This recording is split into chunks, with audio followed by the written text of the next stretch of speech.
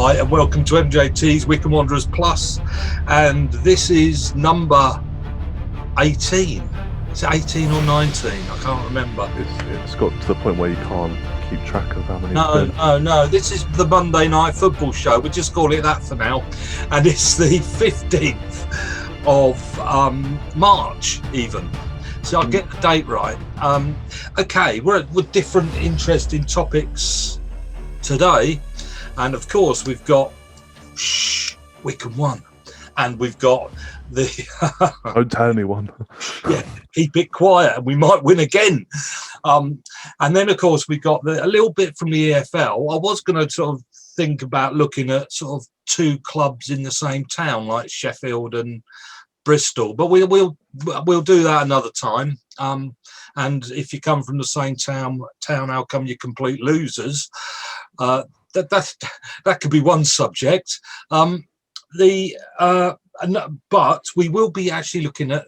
I got very confused yesterday. I just caught the end of the EFL trophy, and they told me who won, and then I caught another bit of the EFL trophy, and somebody else had won it.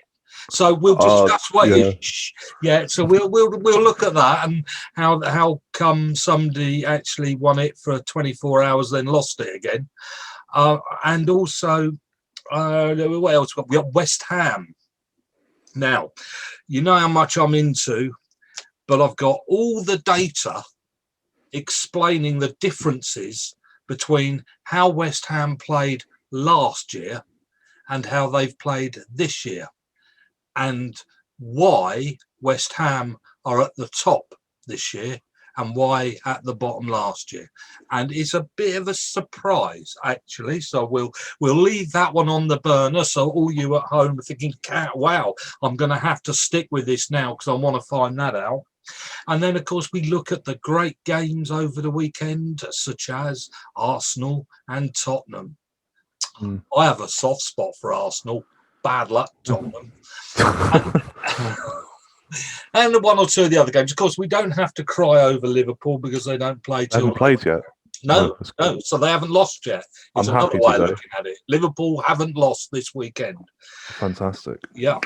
Okay, well, let's start with Wycombe then. I presume you didn't watch it, only the highlights. Of course not, mate. No, I mean... You're not going to, as a student, you're not going to spend £10. You think it'll be 10 quid a week to watch Wycombe, where half the time we may just do nothing and lose 2-0. All right, 3/4 of the time. And then a quarter of the time we might actually win a game. And we did. We did.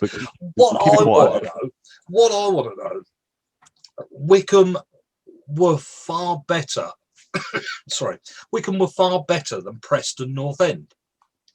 And we have been twice this season, so it's not a coincidence. We drew 2-2 with them, and we've beaten them 4-1, and now we've beaten them 1-0. Why are Preston okay in the Championship and Wycombe aren't? Why can Preston stay there and Wycombe can't? Why? What do they do at other games? Because they were crap. I mean, they were. You just got to assume that against our style of play, they just have never gotten used to it and don't know how to play against it. Whereas other teams kind of do know what they're doing. Or Preston have a better style of play against the other teams in the Championship where we might not do. But it was weird because obviously I watched the highlights. First minute of the highlights, all it was Jacobson Wycombe in corners and Tafazoli heading it towards goal. That was the first half of the highlights were 3 corners and 3 Tafazoli headers. Third one went in, of course, which is fantastic. I'm going to do a piece today, if we have time, on corners and all the statistics on corners about short corners and why the crowd go balmy when you get a corner. And as I will explain here later, the average corners you get is 5 a game. Wycombe had 10, I think.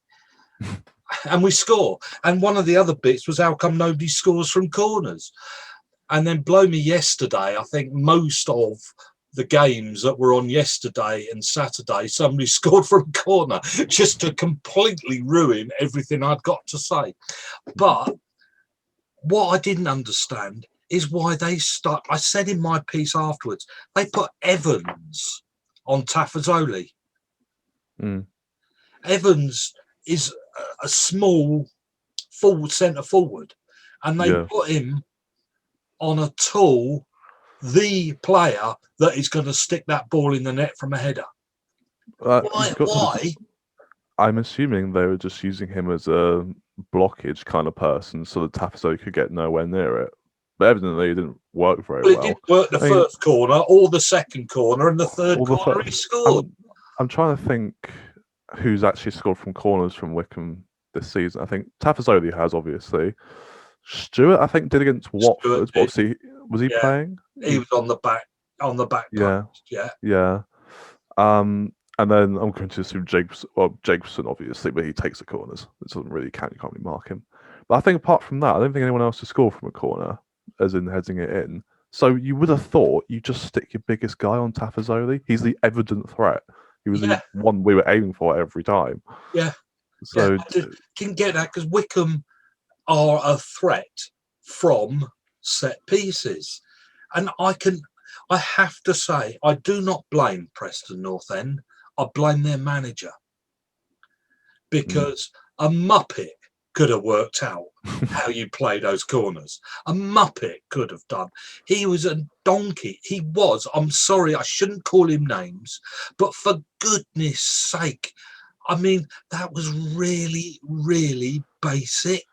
Well, you have to assume that the thing that they're going to work on the majority of the week defensively is going to be defending corners. You would have thought. Yeah, because that's what we do 99% of the time. And the fact that they did that, and they evidently had a tactic, but the tactic was trash. Which they should have worked out almost straight away. You do it after one, don't you? You do it after one.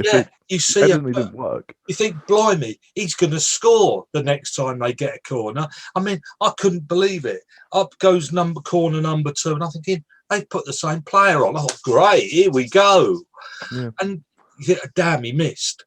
Third one. And you think, surely, no, he's not still going on. Oh, excellent. And bang, in goes the ball. And you think, you Wally, I mean, really?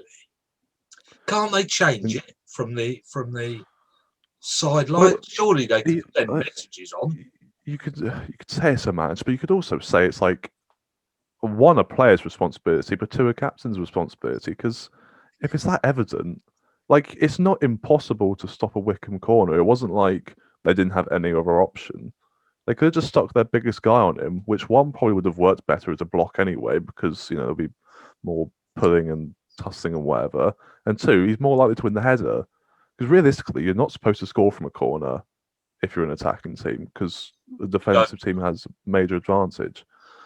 Whereas they just adopted the completely wrong tactic, and works in our favour. I mean, the manager could have changed it from where he was, because let's be honest, there's no noise in these places. He could have just shouted, "Oi, you, get on him, change it," and that would have been enough. In fact, there was one game, I'm trying to think which one it was.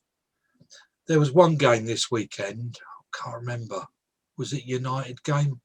Where Mr. It couldn't have been, because he wouldn't shout anyway. One of the managers shouted at at the players to change stuff. No, he shouted at the referee and swore at him for doing something. And the referee came over to the manager and said, "Excuse me, if you want to say anything, there's no need to shout. I can hear you in this stadium." True. And I thought that was really funny. I thought, well handled, referee. I thought, there's no need to shout at me because I can hear you. Yeah. But I imagine it was probably Mourinho, to be fair. Well, it's all well and fine putting them down for letting Wycombe do what they did. But Wycombe had most of that game. I can't remember whether we did have more possession in the end, but it is. I think it's 60 games in a row before that game that we've had less possession than the opposition. I think that's the closest. Less, but I think that's the closest we've come to having the most possession. Because at one point we did have more possession than Preston. Yeah, and it was actually going to happen. And so the fact that you're letting Wycombe like kind of control the game like that, like we don't pass the ball around, we just don't. What was the stat last season? When it was the final between Wycombe and Oxford, the amount of times that Wycombe had completed 10 passes compared to Oxford's, ours was like 20 the whole season. Theirs was 300 and something. Yeah. We didn't have more possession in the end. We had 45, which is still more than we normally have. You know, we had 15 shots. They had 6. I know. They just didn't create. 9 corners we had at the end as well. But you see, I said in my little bit after the game that Jim Jacobson, well, he could have gone on. He might as well just sat up the front taking corners. He wasn't needed at the back. I mean, normally he's run ragged down that left-hand side because he's not the fastest. Not this game. He wasn't. I don't think he had to. You could have put Akin Fenwer as left back for the amount of running he did. You know, it just didn't need him. And again, the same applies on the right. They didn't. I was very surprised. I thought their manager should have been sort of had a go at by the fans. I thought if that's somebody managing a football team, I thought he did a very poor job. But they're mid-table. I suppose we could be doing Wycombe a bit of injustice. We could say that we played extremely well and we out-tacticked them and everything like that. Yeah, I don't want to do that. I don't want to do that. Morgan had a great game, for instance. Taft's only been brilliant. Well, we can have a great game, and yet the opposition can still, kind of put up a better fight than they did. I think that's what we're trying to get at. Yeah. Because from what I could gather from what people have said, we didn't feel particularly under pressure that much, like at any point from Preston, and so it was kind of comfortable, despite being a 1-0. It was kind of comfortable. Well, it wasn't that you weren't biting your fingernails at the end. No, it wasn't I think like that at all. I think they may have hit the post once, I think, towards the end, but apart from that, did start getting into it at the end. I think that was more Wycombe's fault than theirs. Us just hanging back. But I mean, all teams do that. I mean, we'll talk about it later. But look at Arsenal, so well done, Wycombe. We've won our 6th. We're not going to get the lowest points ever in this division. We're now 3 points above that. Oh, cool. So they won't forever say, will they get more points than Wycombe? Do you remember back in the season? We're not going to get that anymore. And it's going to be interesting to see who goes down with us. Well, the thing is, I'm quite an optimistic person, and I'm looking at it, and I'm like, if you can get a run together, it is possible. I know it's probably not going to happen, but it's like Birmingham and Coventry are dropping off. I don't think Rotherham will go down. They've got too many games in hand. And they do have more wins than everyone else. Be careful about that. It's always easy to but they got games in hand. I know. I don't like saying it either. Give but them it's the fact how many points out of 4 games. Give them 3 points. It's the fact that they have 4 games in hand. Yeah, give them 3 points out of those 4 games. Yeah, they obviously are. I think they just go above Birmingham. They go above Birmingham, but that's it. I think it will it'll be Wycombe, Sheffield Wednesday, and I think I'll say Birmingham, which would be pretty big because Birmingham in League One is not really a thing I've ever come across in my years of watching football. So Wycombe have got 10 games left. Yeah, I was going to say Burnley next, but of course they haven't. They've got Barnsley next. That's better. Yeah. Now, if you take a look at Barnsley's statistics, okay, if you have a look at how well they're doing, they are the Wycombe Wanderers in the Division 1, but they're in the Championship. They're the team who are above their station.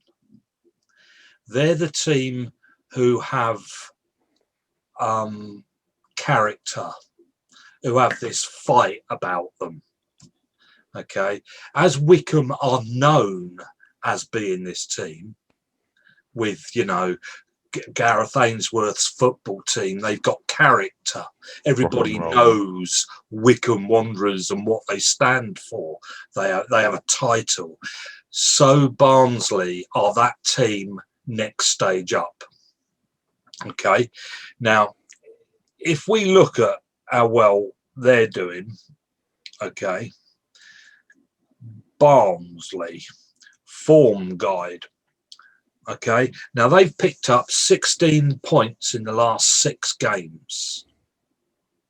And they are now doing all right up there, aren't they? If you look at the league table, I don't know if you can, they're now 6th. They're 5 points in front of Bournemouth. Wycombe are going to have a tough time here. Well, the best word I can say, but will describe this, was boom. Ooh, what was this?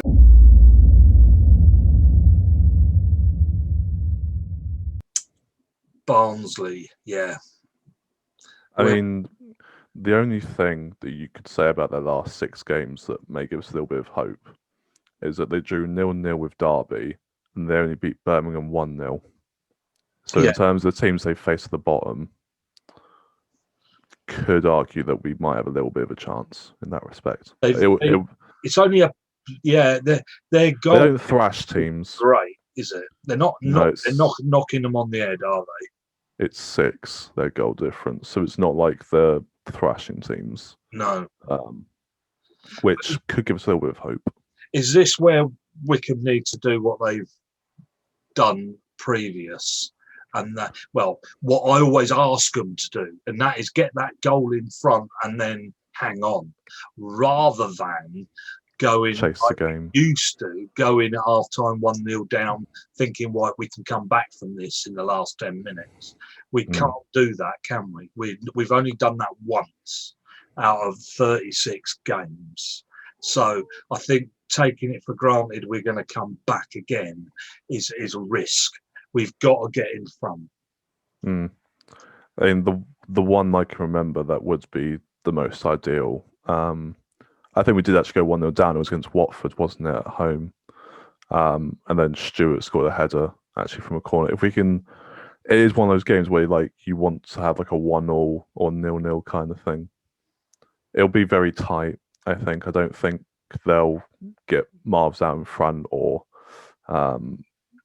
be rampant over us, but I think we're going to have to keep it tight, keep it kind of scrappy in the midfield, which is something we can do against these big teams, and we have done in the past. So I think that's what we've got to try and go for. Yeah. But there was some interesting results over the weekend. I mean, Sheffield Wednesday lost again. Now, Sheffield Wednesday are having a bit of a problem at the moment, to say the least. Do you know, they're actually losing a ton of money every month. It's costing them a fortune. I can't remember the statistics. I was going to look it up, how much money they're losing. Let me just have a quick look, because Sheffield Wednesday are cash-wise in trouble. They were previous, weren't they? I mean, that's why they lost the 6 points. And people say, oh yeah, well, we wouldn't be where we were if they hadn't removed the 6 points. Well, they wouldn't be where they were had they not spent and fiddled the money either. They would have, they probably would be even further down, actually, because they fiddled the money. It means they've got the team they've got. Well, wasn't it originally 12 their points deduction, and then it got reduced to 6? Yeah, I mean, so they were lucky that they're losing 1.5 million a month. Jeez. Yeah, I mean, they're in trouble. I mean, they're one of these teams that might not exist. Sure, can go under very easily. Yeah, they are. I mean, remember, they fiddled the wages before, they fiddled the money before to survive. It's one of these teams I think might have sold the stadium to themselves and all this sort of stuff. And Derby, etc. And they're now losing 1.5 million a month. How much can you lose? Yeah, I mean, it goes into the category of Portsmouth and Sunderland and Wigan and those type of teams, doesn't it? Where they go down to League Ones and Two. They're not going to be jumping up again, are they? No. And of course, the other, we discussed managers and who was going to go next. We discussed it in the Premier League, didn't we? Well, we've had a couple in this division as well. We've just lost. Yeah, I can't remember now. That's Not good. Sheffield Wednesday, Birmingham's manager. He went yesterday, wasn't it? Yesterday or today? It was a Karanka went yesterday. Yeah. So Birmingham, you talk about at the bottom there, they are in trouble, aren't they? I mean, their form guide is absolutely shocking as well. I mean, what are Birmingham and Sheffield Wednesday going to be doing in the Division 1? The thing is that like there's maybe 4 or 5 teams that you could say should kind of get relegated because they're in between League One and Championship and League Two kind of status. But there's only 4 or 5, and so if 3 of those teams do well, then you're going to have a big team going down to League One, which is just kind of unheard of. I mean, Wigan are in there at the moment, and it's just like they shouldn't be. They won the FA Cup, 8 years ago or something like that. So it is going to be Birmingham were only in the Premier League a few years ago. Like, there's too many big teams in England, quite frankly. You can't fit them all in.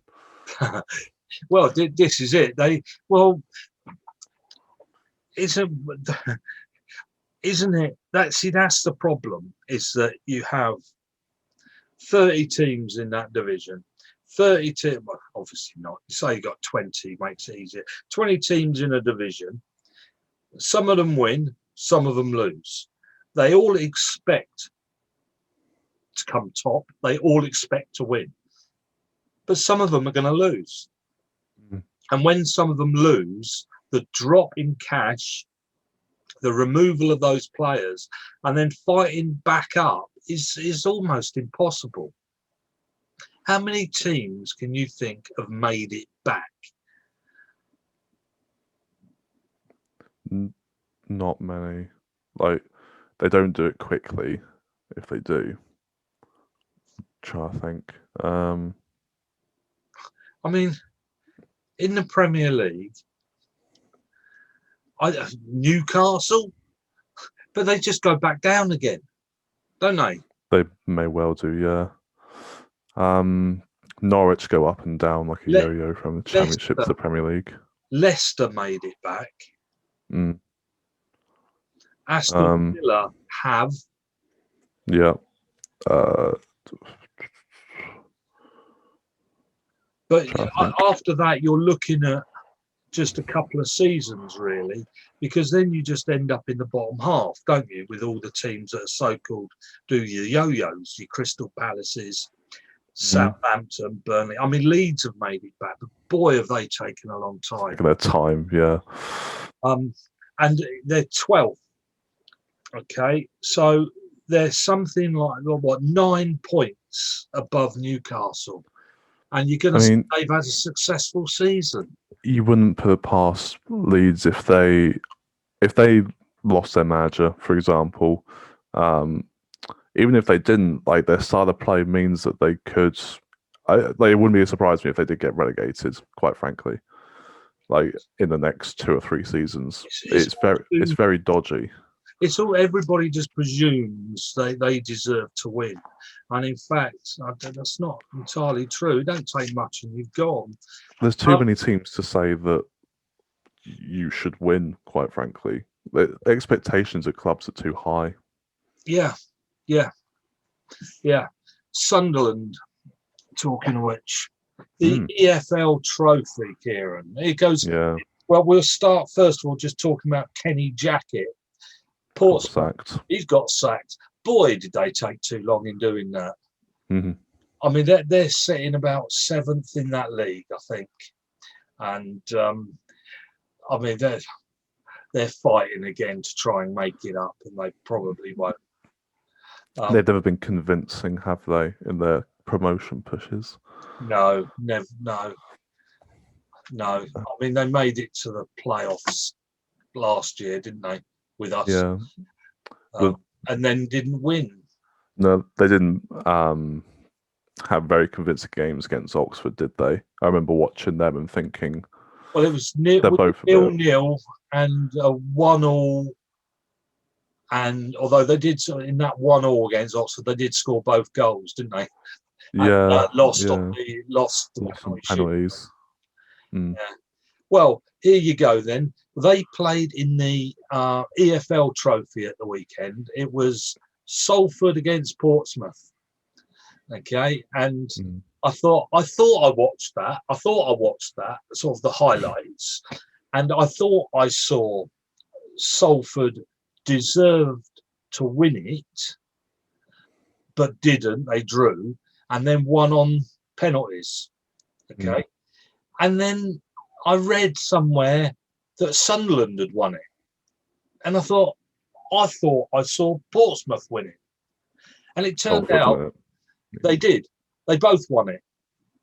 Salford and Sunderland both won it the same weekend. One was playing the 1920 final and one was playing the 2021 final. So they kept the cup for 24 hours and had to give it back. Yeah.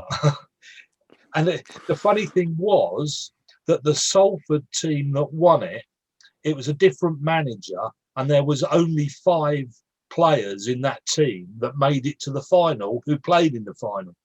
So it was a completely separate team. It got nothing. And the manager said, I can hardly say, didn't my team do well? Don't I deserve this as a manager? He said, it wouldn't be that got us here anyway. It's just a one-off game at Wembley, quite frankly, wasn't it? Yeah. It was just like, okay. Almost pointless. And in fact, they played this cup to get to the final when it was called the leasing.com Cup, and they won the Papa John's Cup because it changed its name by the time they reached the final. I suppose they had to do it at some point, though. They couldn't just leave it. And what they tried to do was put it back and then fill the wet stadium on 2 days with crowds, because that didn't quite happen, did it? Not quite. They were a few months off from that. And Salford, of course, are owned by Manchester United, essentially. Yeah, Neville, the Man Beckham, all United them. class of '92, and there's a few of them there. I think Keane was there, Neville, Giggs, Scholes. They were all there watching. I don't know how much money they put into Salford. Well, they could. Things you could imagine they could put in almost as much as they want, realistically, because I can imagine. I don't know how much their wealth is, but I can imagine it's a decent amount. And if they put, I can tell you how much money really it takes to run it in general, but they could make them a championship kind of team, I'd imagine, with the money they have. I don't see why not. Does Beckham own any of it? I thought not, because he owns the team in America, doesn't he? I thought he wasn't too much a part of it. He might be a little bit. I can't really remember. It would make sense if he's a part of it, to be fair. You used to take penalties, Kieran. If you were in a penalty shootout, the first one to kick a football, would you try and place it top left-hand corner? Because I always think that's a bit risky when you've just played for 2 hours, because you've had to play an extra half hour. You're knackered. You've just played for 2 hours. You're putting the ball down to kick it. Would you really go for that top left-hand corner? My go-to is bottom left.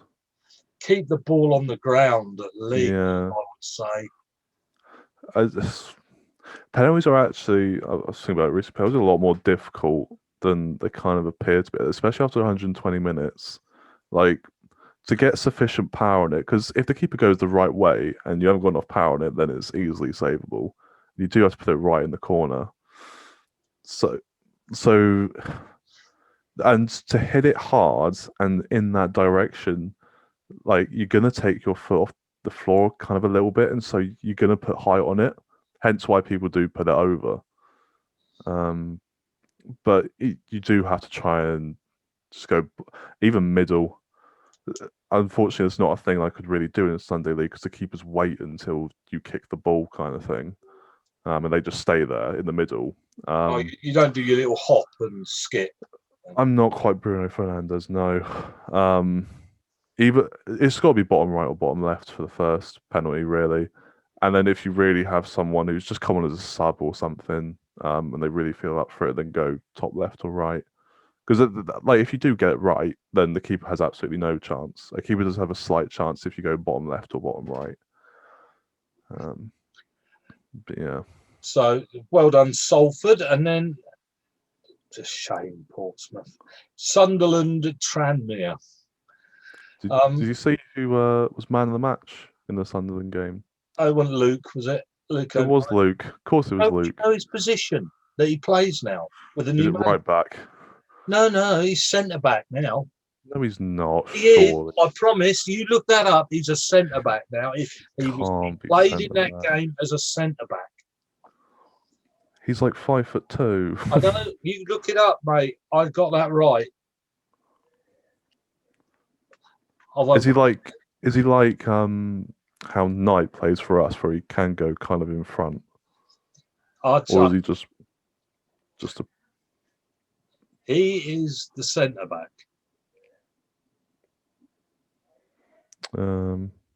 You're right. He was centre back. Thank you very much. No, but why would you put 09 centre back? I don't know. Well, he obviously had a good game as centre back. Well, he must have done because the bloke who started alongside him, Flanagan, got subbed off for McLaughlin after 44 minutes. Well, there you go. So I'll tell you what, he'll be goalkeeper next. He must be, yeah. I mean, he has gone from centre mid to right back to centre back, hasn't he, for Sunderland? Yeah, he moves around. And, you know, they've lost 7 Wembley finals on the trot, Sunderland, since 1985. And so there was one of their fans who, I say one, I don't know whether more than one, who actually turned up, stand outside with his son. They travelled down from Sunderland because if they were to win anything at Wembley, he didn't want to miss it. It has been 50 years or something, hasn't it? I saw him. Yeah, and so he turned up to enjoy the moment. And to win the Papa John trophy. Yeah, that's it. It was. Yeah, the pizza slice trophy. Yeah. I mean, to imagine how important it was. I don't think most people knew it was even on, did they?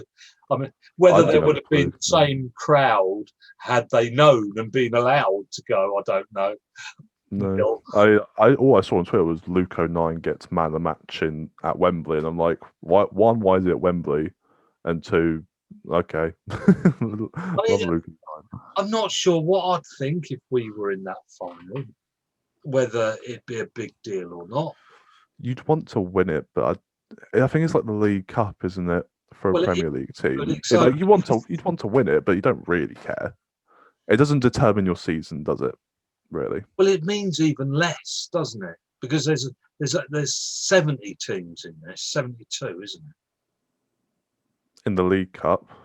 In this one, because it's basically the League Cup without the Premier League, isn't it? Oh no, you get all the under-21s teams, don't you? Oh yeah. There's no Championship teams in this one either. It's a bit pointless, isn't it? I suppose it's just to give the League One, League Two teams a chance to win, isn't it? And go to Wembley. I imagine it makes money for the clubs and the FA and Wembley at the end of the day. And it's not that big a deal, but you know, it's a thing that teams could win, and I'm sure they're quite happy. The only thing that you could say about it is that it takes up some of the football calendar, and I imagine there'll be managers who wouldn't appreciate that. No, it's another like 6 or 7 games to get to the final, and it's a bit like, do you really care that much? Yes, well, I think if you saw the teams that these teams had to beat to get there, then you think, well, that was no big deal, really, you know. No. But anyway, not one you put on the CV.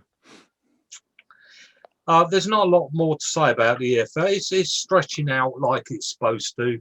Bournemouth are having a nightmare. They're going to be lucky to get back up, and they're going to be left with all these players that are worth too much. And Norwich are walking it. They're in no problem land. Swansea were lucky to get their penalty and win that game. They were lucky. That's all I can say. And if Brentford have pulled their socks up and sorted their little blip out, then I would like Brentford to take that second place, but I doubt it. I think it'll be Watford. So it looks like it's the sort of two teams that go back up, Norwich and Watford. That'd be my guess. Followed by, I hope, because I've got a sneaking suspicion, Brentford are going to end up in the blooming final again. I'd be a bit disappointed if it was Norwich, Watford, and Swansea though, because they're all kind of standard to get promoted, aren't they? You want to have a Brentford or a Barnsley, don't you? Yeah. You don't want it to be the same teams going. But I just think Brentford deserve a go at it for the way they've done it. I mean, they last year they were excellent. They were the best team to watch, bar Leeds, and in the end they lost out in the final, and they had to sell their best two players, and they've come back at it this season, and they're still up there, having sold their best two players, and they'll end up having to do that again this year if they don't go up. I would like to see them go up. I would like to see Tony have a go, their centre forward, have a go up there as well. He is going to be goal scorer of the season, I think, because the other guy, Armstrong, who was behind him, he's injured. Tattered off a bit, yeah. So he's not going to catch him up. I don't know where Pookie is with goals. He hasn't done a lot, to be fair, I don't think. I just think that Norwich team are just going to come down again. They're not good enough. I also think it's kind of a character thing as well. They're going up there, having been relegated quite a few times in the last 10 years. I don't know if there's enough experience in that team to really suggest that they're going to put up too much of a fight. I mean, I'm not sure Brentford are either, but I just think for them they deserve it. Yeah, have a go. It's been 2 or 3 seasons they've been up there, hasn't it? And they've always been on the cusp of going up. You never know. I mean, you could say Brentford are kind of a similar story to Bournemouth in some way. Well, back when Bournemouth got promoted, 5 or 6 years ago to the Premier League, because they weren't expected to, really be a staple Premier League team, and then Bournemouth were in the Premier League for a good 5 years. Yeah, so Brentford would be the same though. They would have to understand that even if they were to hang on in there for a while, they're not big enough with the owners they have to stay there for probably not sensible length of time. But I don't think the others are either. Watford, Norwich. They'll have to do very well in terms of keeping in the Premier League, because the thing is, if you're a player wanting to go to the Premier League, are you really going to pick Brentford?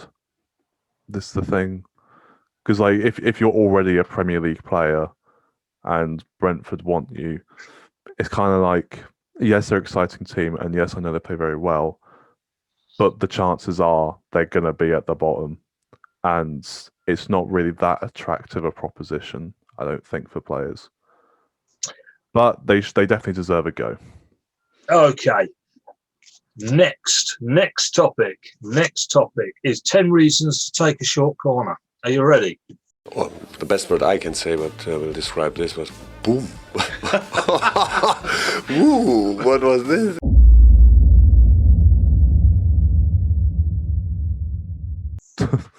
Go for it. And then I'll give you 1 or 2 little facts and figures, and you see what you think. We then got quick. This will be quick, very quick. And then we do a quick West Ham. I'll promise West Ham, and we're running out of time. You promise West Ham? Yeah, promise to do West Ham. 10 reasons to take a short corner. Number 1, it hands out a 2 versus 1 out wide. Two of your players against 1 out wide, but you got to do it quick. Yeah. Number 2, a 3 versus 2 out wide by having the 2, a third player coming in up from the halfway line.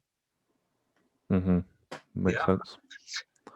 Or a 2 versus 2 out wide where you've got to pass it around and you're trying to get into the box from these 3 for a precise pass for a shot is what you're trying to achieve. Okay, so that's 3 out of the 10.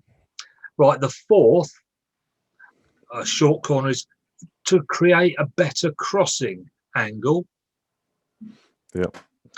A shooting opportunity. Bit rare because you're going to have players running at you like a train by the time that the ball gets to you and they realise what you're doing. Yep. And next is to drag men out of the near post zone and exploiting that space. So you're not trying to do anything other than move their defenders out of position. Because what will often happen is if the 2 nearest players come running at you because you're going to take a short corner, is the 2 behind start moving forward. They shouldn't necessarily, but they often do. Number 7, dragging zonal players out and exploiting the space behind them.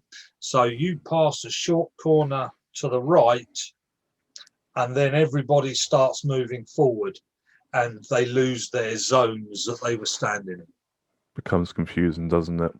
Yeah, it brings basically it brings the zonal defenders up in line with the penalty spot because they just all move forward and everybody loses their space.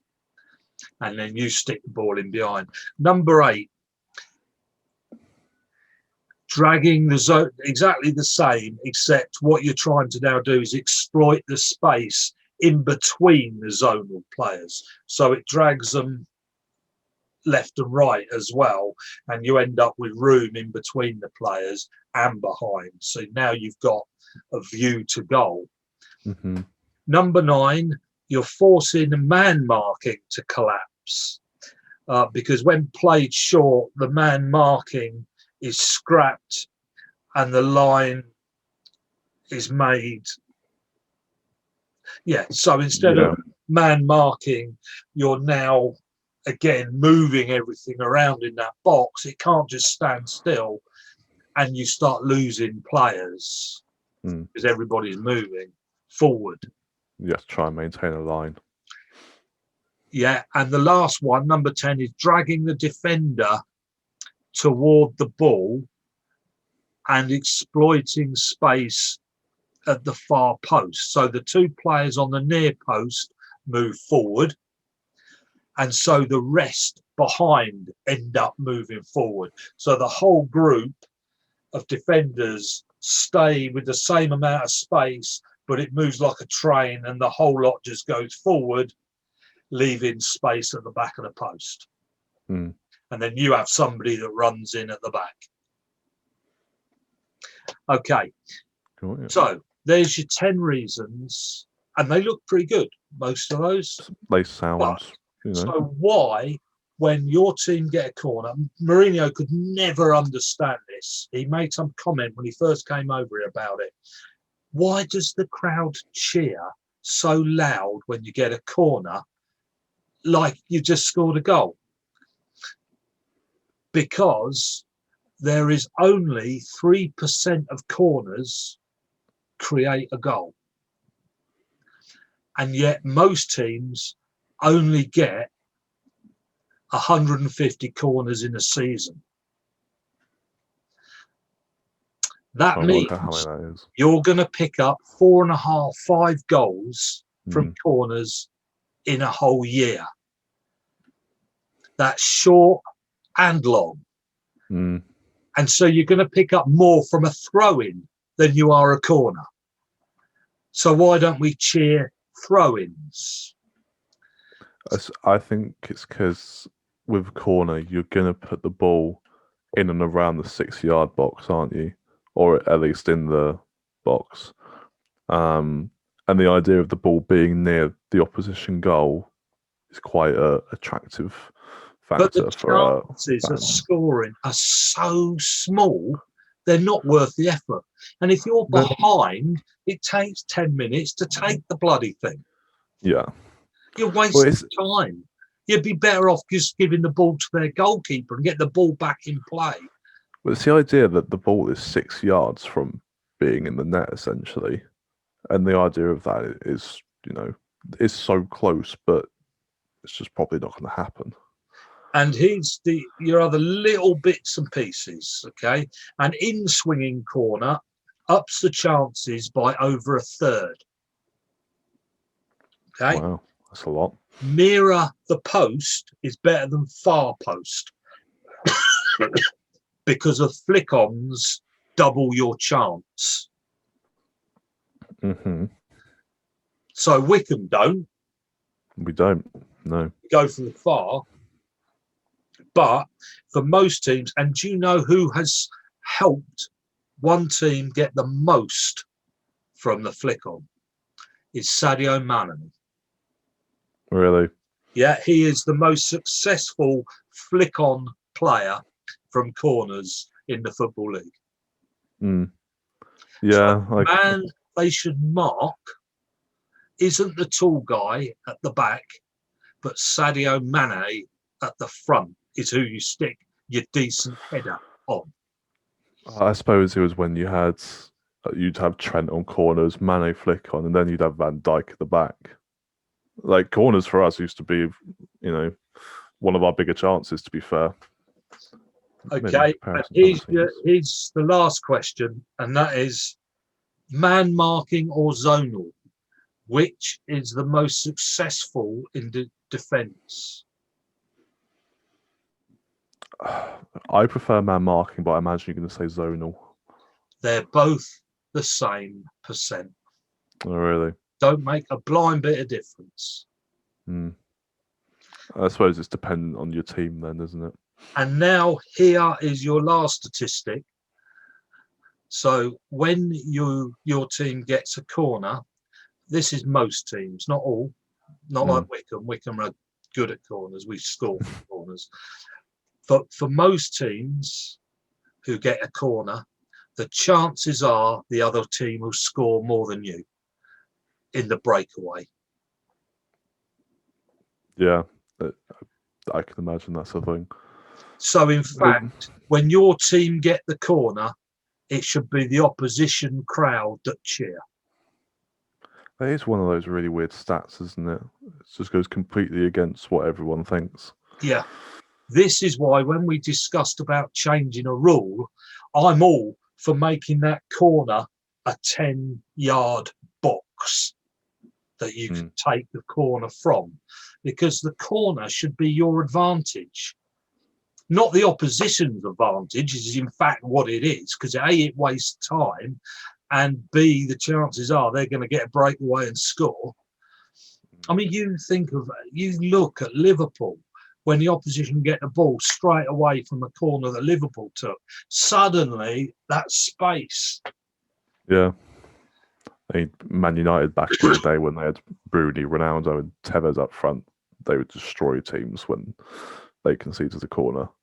So I'm all for the 10-yard box around the corner that you can take the corners from to give your team a bigger chance.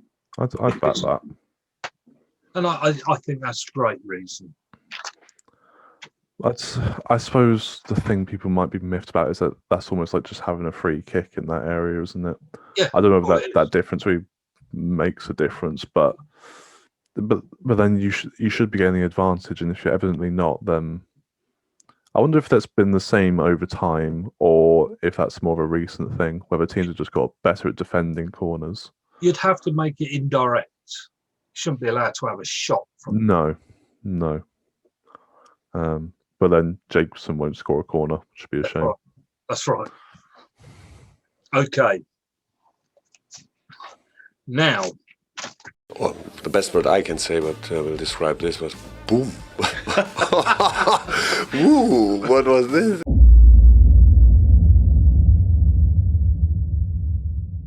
West Ham have been making an absolute mockery of the top 6 teams this season. You listen to their podcast, West Ham podcast, and these guys on that podcast in their great London accent are having heart attacks and just can't believe themselves. I think if the season were to finish now, they'd be celebrating on an open-top bus themselves. You know, they can't believe it. They don't remember success like this, and they haven't won anything yet. They're just in dreamland. They're not fussed about losing some because they're winning some. And it's this attitude of we're not at the bottom fighting relegation. For goodness sake, how good does it get? Well, first of all, we've said previous that West Ham, why are they doing so good? Well, first of all, the crowds aren't in there getting on their back. It's proved that actually West Ham fans can be pretty, you make a mistake. Intimidating. Yeah, but not for the opposition. They cheer you on. But they put their own team down rather a lot. The London teams actually do that. We've said before, it's proved that the best who improves at home is Everton and Liverpool, and who does worse at home with crowds is London teams, which tells you that people in the south are depressing what's-its. Careful with my language there. So first of all, the difference this year is West Ham don't have fans booing them. Okay, they've got their attacking has improved, shots on. Well, no, the chances of scoring from their shots, but their defence has improved. Now, how much of this is coaching? Well, it's not a lot actually. I'm gonna quickly read you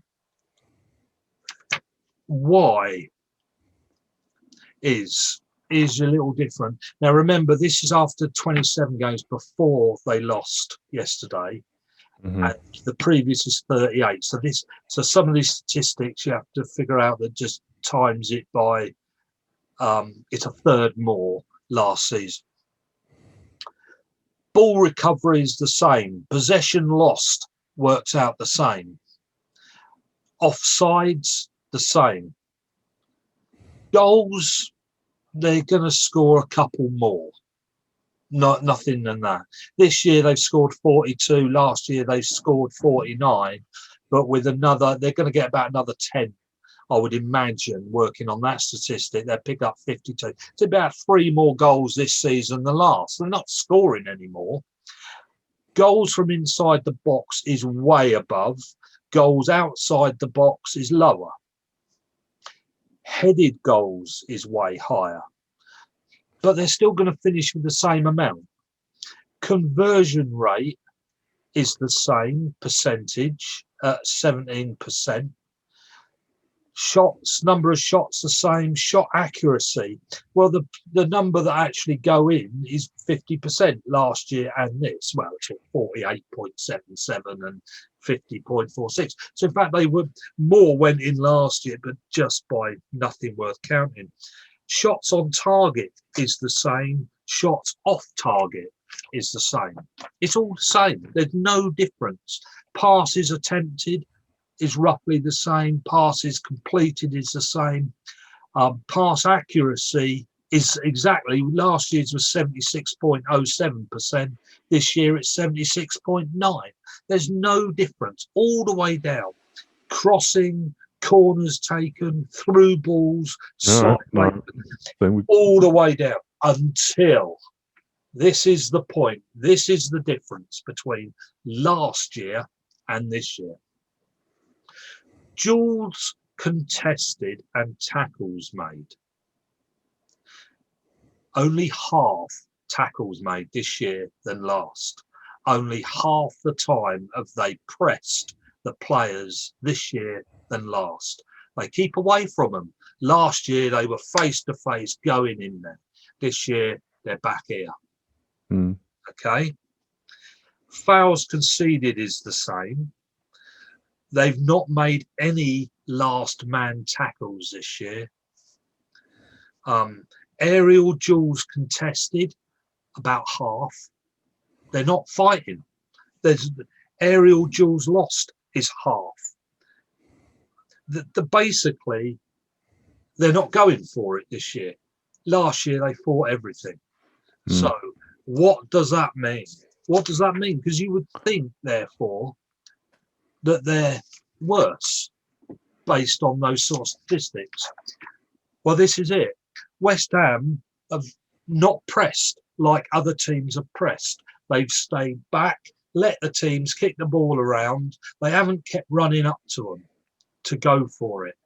And therefore, they're keeping their fitness and they're keeping their energy while other teams are getting more and more knackered. West Ham haven't. The number of players West Ham are losing through injury, there's only one team lost less players through injury than West Ham. People aren't getting injured and people are staying fit. They're able to choose their fights, and it's not that West Ham have improved, it's the other teams are beating each other. They're using their decision making a bit better. Yeah. If you watch other teams when they play, I mean, they're not doing what Arsenal did against Tottenham, and that it's all effort, 100% running in there, killing, and then for the last 10 minutes hanging on and absolutely shattered. And then the next game turns up and they've lost another 3 players through injury. They're not doing that. And they've done really well. They're holding their lines far better. They hold their shape far better. They're picking the same team almost more than any other team week in, week out. Rice has on his own won more tackles. So the tackle, if you look at the tackles conceded, although they're not going into many, that's not true. All the tackles in the last third, they're having, but only in the last third, not in the other person's half. They're only going in when they can win them. In the bit where it counts the most. And Soucek, that's his name, isn't it? Soucek, sorry. He's won more aerials than anyone else in the whole of the Football League. They've had the same amount, almost, but in fact, they've had less, but he's won more than anybody. Why? Because they've chosen their spot on the pitch. They're having their fights. Picking their battles. Decision making and winning their battles and keeping their shape the rest of the time. Yeah. So with all these physical games coming up, with the Europe and etc., as these other teams are playing more European games and all that, they're getting knackered. He's holding the same team. It's the same team in the same fitness today than it was at the beginning of the season.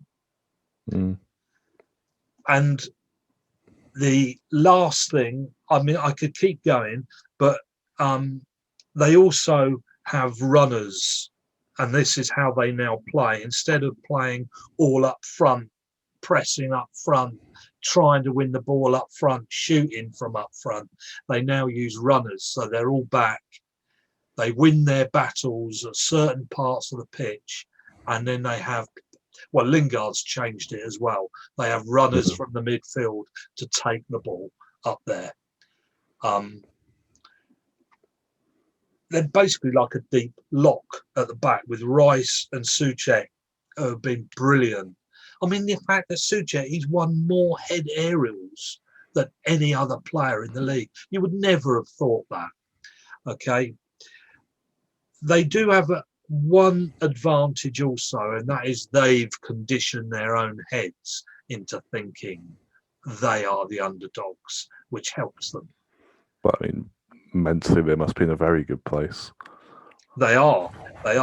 And the last point I want to pick up, I mean, I got loads to talk about, about them, but this is the last bit I'm going to mention about them. And that is who Moyes has actually surrounded himself with, the people that are around him this year that haven't been. And that is, he's got a load of people that he has handed stuff over to. It's me trying to find them where I put all the names, is the problem. Trying to find it. He's got his assistant is a guy called Alan Irvine, who has been a manager in a number of other teams. Now he's assistant. So Moyes is quite happy to get advice off of people who actually are fairly equal. He doesn't mind being told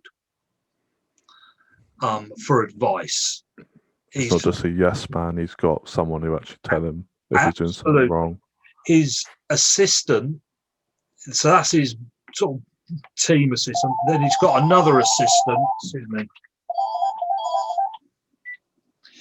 And then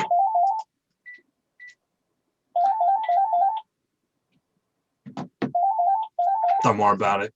Then he's got another assistant who we all recognise as Stuart Pearce.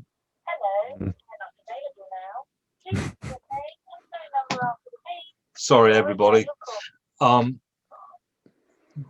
Then he's got his assistant Stuart Pearce, who of course we've all heard of. I mean, for goodness sake, he was England, and so you're not going to get anybody less than. He's got a first team coach, Paul Nevin, Chris Hughton. He worked with Chris Hughton and Gareth Southgate is Paul Nevin. Kevin Nolan, who was at West Ham, etc. He's got names there helping. Big characters. And he's not afraid of being the sort of being told. He doesn't want to be top man in charge telling everybody. He's happy to get decent advice from people who know. And so that is why West Ham have done so well this season.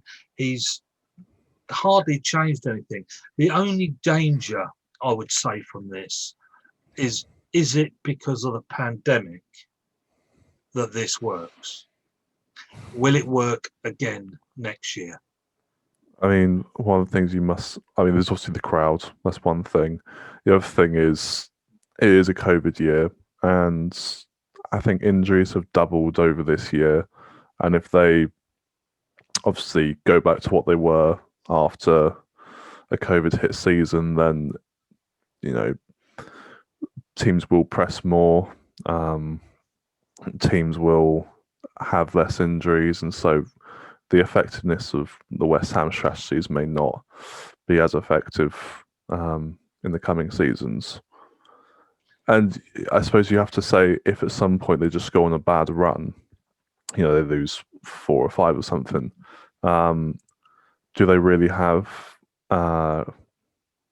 maybe the tactical know-how to get out of that rut? Like, would they be able to change it around? What would they change in their tactics to? Well, they have lost the last 2. They played City and United. Okay. It's not an issue, is it? And really, well, it was.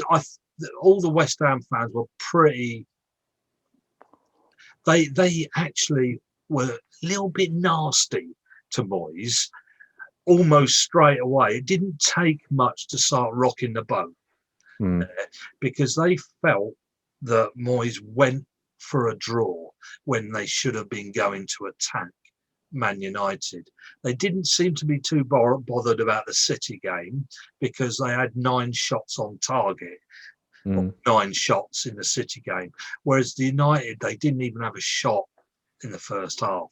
They went with a much bigger defensive team, and that was a shame. I thought it was a shame, but he didn't play Lanzini or Barama. They didn't start. Ben Rama, sorry. They didn't start. and they were bothered about what was he afraid of, because the worst we could do was lose. So no shots on target. The first half, the XG was 0. You know, and overall it was 0.58. I mean, they weren't going to score. There was the other problem was, of course, is they couldn't play the old United player who's done really well for them, Lingard. They couldn't play Lingard. They weren't allowed, and so of course Noble played, and every time Noble plays, they lose. And that's a fact. They've not won when Noble starts. And I watched it, and I have to say I'm not surprised. He completely disrupts the Rice and Souček. He wrecks that partnership. I don't know why. They seem to be out of place when he plays in that 3. And I thought it was a shame. Well, at the end of the day, the goal they conceded was an own goal as well. It was. So it wasn't United were crap as well. I always wonder why. I mean, I make comments about Rashford, etc., but I looked up some info about him as well. Do you know, out of the chances that he gets that should be goals, I mean, they do all this XG, don't they, on what should. He only scores 50% of open goals, basically. It's shocking. His percentage is shocking. It's just he gets more. The most chances. But that's not him that's created them. No. But he misses them. And again, yesterday, I thought he was shocking. But so was our friend in the middle, Fernando. Bruno, yeah. I don't think Bruno's been very good for a while, to be honest. No. I think Rashford has a good game every 5 or 6, and people will cling on to that. The United fans don't. They don't like him. No. But there's not many people they do like in their team, I don't think, to be honest. But, yeah, so it was... Will West Ham get through this? Well, the Opta's model estimates, with all the figures and stuff, estimate where each team are attacking and defence, and they look at the results and they sort of put weight on more recent games and who they're playing, etc. And West Ham, they predict at the moment finishing 7th. And they give them a 12% chance of finishing in the top 4. But West Ham have been improving through the season. They've picked up, although after the last 2 they've picked up quite a few points in the last 10 games. They've picked up something like 20 points out of 30, something like that. Since the turn of the year. I think they've picked up 30 points by now. And only City actually have a better record.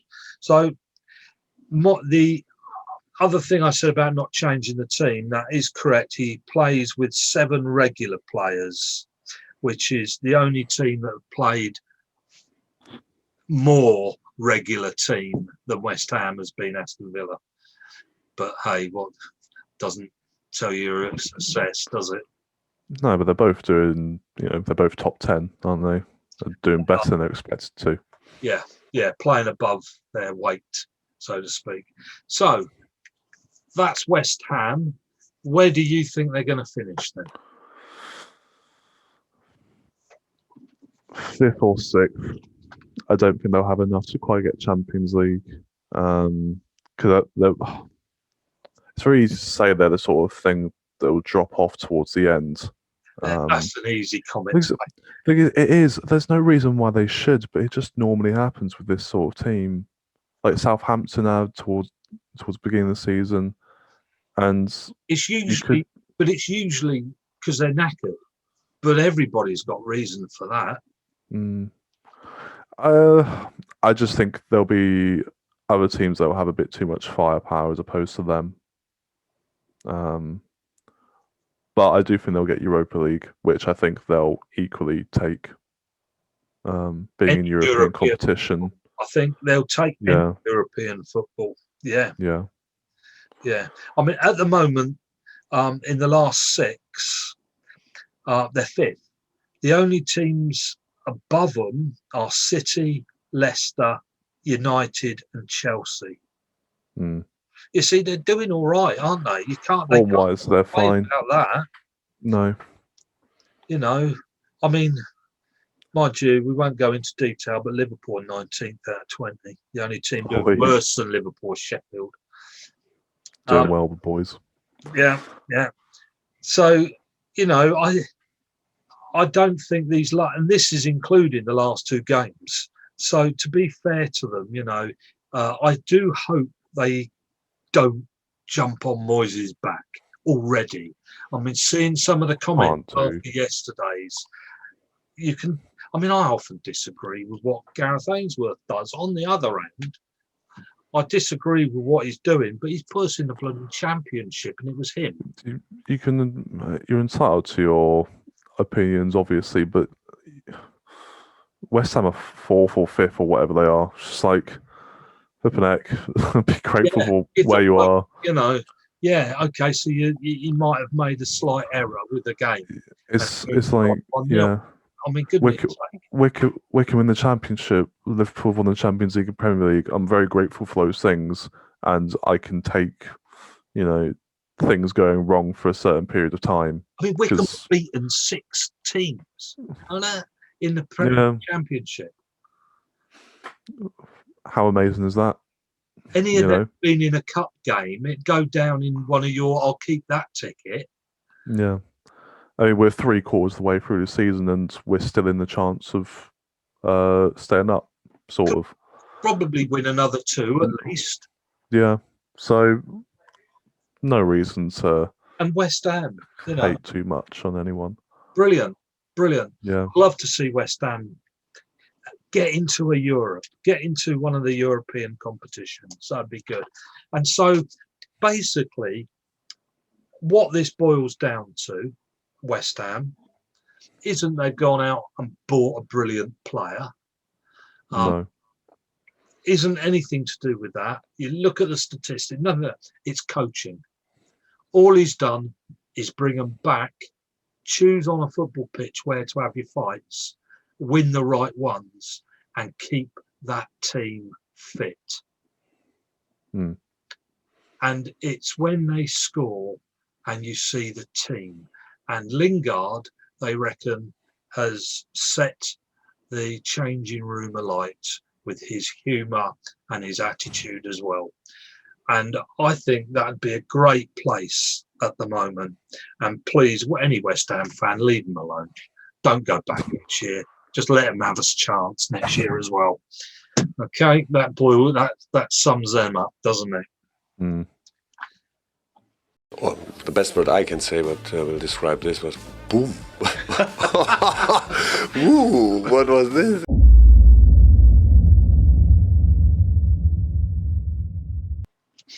Okay, if we finish there, that was me mum and dad, by the way, on the phone. Oh, fair. Yeah, my mum's going to thank me for the present that turned up for Mother's Day. Of course. Okay, on that point, Mother's Day, did you see Leicester 5-0 Sheffield United? What are you saying? Leicester are dropping off, aren't they? Why I said Mother's Day is, did you see the young lad that scored his hat trick? Did you see his interview afterwards? What, he dedicated to all the mums in the world or something? You know why he dedicated to all the mums in the world? Because his mum died when he was 14. Fair play. And it was Mother's Day. So he wanted to dedicate his hat trick. And very, very, wasn't it? Yeah. I think the way he spoke, not a sort of, you know, I was going to use a name, but I won't. The footballers who, on the best, stand in front of the camera. He was very humble. Absolutely. Him, automatically, I like him. I thought he was very humble. Yeah, I don't know what God it is that he loves as well, but it all started with God. That was for God. God help me, and it was dedicated to all mothers across the world. Yeah, He is Christian. Christian. Yeah, Yeah, yeah. fair play to him. Nice lad, I thought, and I hope he keeps scoring them. What did you think then? Well, I mean, Was as it I said, Leicester or Sheffield? There's the question. I think you've just got to say it's a little bit of both, but then I don't think Sheffield United put up any fight whatsoever. So it was pretty easy for Leicester just to get in, and they got in behind Sheffield United so many times, did Leicester, and so it wasn't really that much of a game, to be honest. Sheffield gone home, haven't they? They just want to leave. Well, I mean, Wilder's gone now, isn't he, as well? Finally. Because, of course, now was the right time to sack him, wasn't it? So, he should have. Why now? But trouble is, it was something like about 3 months ago. He stood in front of a microphone and didn't point a finger at anybody in particular, but just said he swore about being there still, that he'd had enough. Well, he should have gone then. I imagine he probably felt obliged to say, just because he's been there for 5 years and he got them in that situation. But then I think he probably should have also been honest with himself and say, look, it's evidently not going at all to my plan, and it doesn't look like it's changing anytime soon. I want to prove myself, and that's probably what kept him there. But then if he's not going to make that decision, then the people upstairs have got to make that decision, and anyone watching, you feel like it's quite an easy one to make. Was he sacked or did he leave? He was because sacked, I thought they wanted to keep him to start with, and they as good as said, we want him to stay with us and bring us back up next year. But there was a major problem in that company, in that group, the owner, and that is they wanted to bring in a whole team, a system to buy players, and he was used to being in charge and doing it himself. That was a big problem, and the trouble is that it was his choice of players in the summer that weren't good enough. So although you can look at him and say, oh, poor bloke, a bit unfair really, actually that was his team with the money he'd been given that weren't good enough. The big one that he spent money on obviously was 25 million on Brewster, wasn't it? That's his major downfall, because Brewster hasn't scored a goal. Brewster's barely done anything for Sheffield United. It's quite amazing how much of a downfall he's had. So not to be fair to the owners, the fight, that was the fight, and you can see their point of view. Most teams have their team of scouts and people that work out who is best to fit in what spot and who plays where, and they look at their graph over the period of 2 years of the player, and when he gets upset, when he comes on, how many, etc. But he was just so used to being in charge of everything, and they wanted to take that away, which is also kind of understandable. If you're a big team, I mean, will Gareth Ainsworth, keep mentioning Wycombe Wanderers, don't we? I wonder why. I mean, Gareth Ainsworth, I mean, how will he fit in a team that chooses the players, I'd imagine he'd want to go to a team that doesn't just do it like that. I imagine he'd be the sort of person who'd want to have a say in everything. And he'd choose it based on that. But Leicester looked good, didn't they? But how can you tell? You have to wait till the next game and then find out, I think, with that game. Indeed. Yeah. What else did we have at the weekend? Arsenal beat Spurs. That's true. I watched that. Well, we have an obvious one player to discuss in that match. Well, yeah, silly Lamella. Brilliant. Do you I know how mean, many times he's fantastic sent goal. off in his career? Probably quite a few. He's quite angry. Yeah, I looked it up. Never. That's Oh, the really? first. That's the first. Yeah, even from 2 yellows. That's the first time he has ever been sent off for all the teams in all the cups. Surprised. That that came as a bit of a shock, didn't it? I mean, his goal was absolutely fantastic, but then this like the stupidity to like flung your arm around, like, it's one of those where you're kind of like, oh, I can't believe he's been sent off for that, but then it's also like, what are you doing? Yes.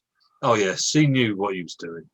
Yeah, you should have seen. There's the angle of where he does it, and Mourinho stood behind him, and Mourinho just goes like, oh, he just can't believe he's done it. Because it came on as a sub, of course. So it's the sub that scores the goal and gets a red card. But of course, the daft thing was, I mean, that first tackle, I thought that was a yellow card as well. And it was a big debate on Match of the Day. Don't know what I thought it was. Match of the Day. I thought it was. I thought it was a dreadful tackle. Yeah, I don't think it was good. Took him out twice. In fact, if the first leg he took away, he hadn't gone down, he would have gone out with the second one. Talking of tackles, though, was it a penalty? Well, see, again, they talk about was it or wasn't it. Who bloody knows nowadays? I mean, what are you judging it on? I think that one, unfortunately, is the most subjective of the lot. I've never understood this rule, and I still don't, is when a player takes a shot, but then the defender takes him out afterwards, because quite often they don't give a penalty for that because the player's just trying to block the ball. And that's what he was doing. He was trying to put his foot in front of the ball going toward goal. But by then, the ball had gone. And at the end of the day, Lacazette probably kicks him more than the other way round. But but Lacazette wouldn't have kicked him if he hadn't been there. It was the Tottenham player, which is also true, went in to the tackle. The Tottenham player went in and missed the ball at the end of the day. And was it dangerous? Dangerous, no. But he takes the player out. I wouldn't say it's dangerous. So a foul. It's probably. Anywhere else on the football pitch, was that a foul? Yes. In that case, it's a penalty. It's a penalty. Yeah. You see, there's what's his name? Jensen, the Janus, whatever his name is, the one Genus. Oh, did he get annoyed? Did he get upset? I'm sure he did. They shouldn't have moron pundits on TV who support that team. As soon as you get it, you see the bias. And we're biased. Of course we are, and anybody can see that when we talk about Wycombe. Of course, or Liverpool, you're biased, and so therefore we shouldn't. But therefore we shouldn't be on programs discussing whether Wycombe should have had a penalty. That's right. I think all those decisions were simple. I thought the first one was a foul. I thought the second one you can't argue against, so it's a red card. And in the penalty box, it doesn't matter whether he was scoring, whether the ball was on target or whatever. The fact is, did he foul him? And the answer is yes. Took him out.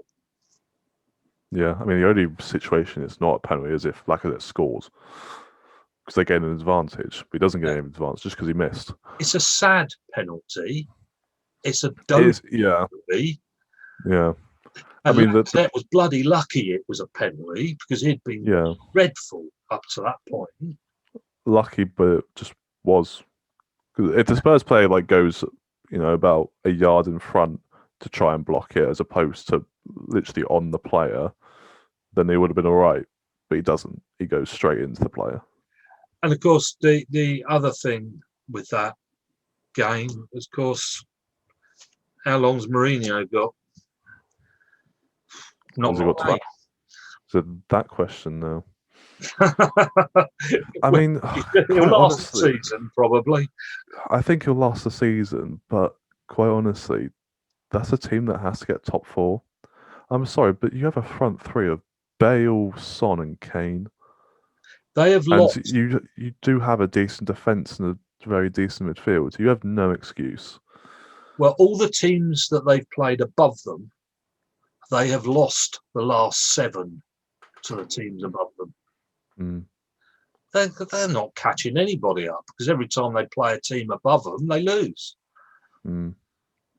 I mean, you can beat Burnley all you like, but if you can't beat City, United, you can't beat You have to beat a couple of them at some Leicester. point. Chelsea. Well, of course you do. They're the 6-pointers. They're the ones you catch them up with. Mm. No, I'm sorry, Spurs. I remember we talked to Jim, didn't we, on one of these? Yeah. Sorry, you might think you're brilliant. Which player was it he was on about how brilliant he was? And Dombele. Where's he gone? Well, there's your question. Was he on the football pitch? Can't remember. I didn't watch the game yesterday, but He couldn't have been on the football pitch. I don't remember him. well, the thing. Then the other question is, does Kane leave? Because you have to remember that Kane is 27, 28. He's still yet to win a trophy. He's got to. It's got to be.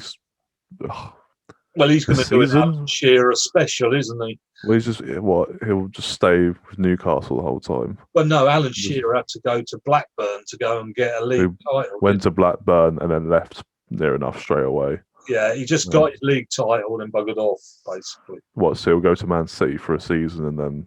Yeah. He'll get his league title and then that'll be that.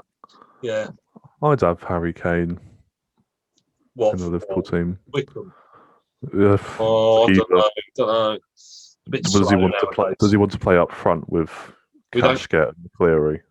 You know, could be a lethal partnership. Well, the best word I can say, but will describe this was boom. Ooh, what was this?